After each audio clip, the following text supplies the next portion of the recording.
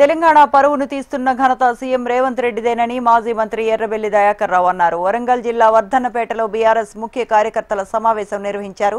మాయమాటలతో అధికారంలోకి వచ్చిన కాంగ్రెస్ పాలనలో జనాలు అరిగోసపడుతున్నారని ఎర్రబెల్లి ఆగ్రహం వ్యక్తం చేశారు. రాష్ట్రంలో సాగునీరు, కరెంటు కష్టాలు మొదలయ్యాయన్నారు. ప్రజా ప్రభుత్వ వైఫల్యాలను ప్రజల్లోకి తీసుకువెళ్లాల్సిన బాధ్యత ప్రతి ఒక్కరిపై ఉంటుందని చెప్పారు. స్థానిక సంస్థల ఎన్నికల్లో బీఆర్ఎస్ సత్తా చాటేలా కార్యకర్తలు పనిచేయాలని సూచించారు. రైతు బంధు ఇచ్చింది అదే మోసం. రుణమాఫీ 50% అయింది. అన్ని బ్యాంకులు మీ వర్ధన్నపేటలో చూశాను.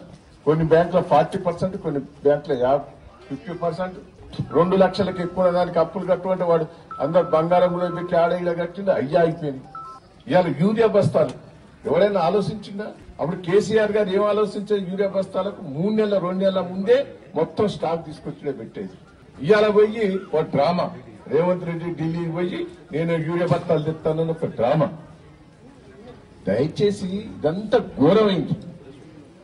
మన ఈ 10 ఏళ్లలో ఏ కష్టం, నీళ్లు లేకుండా, నీళ్ల ఇబ్బంది లేకుండా, తాగుడి నీళ్ళకి ఇబ్బంది లేకుండా, కరెంటు ఇబ్బంది లేకుండా, ఎరువులకు ఎరువులు ఇబ్బంది లేకుండా, పెట్టుబడి ఇబ్బంది లేకుండా అన్ని తీర్ల సాయం చేసింది కేసీఆర్.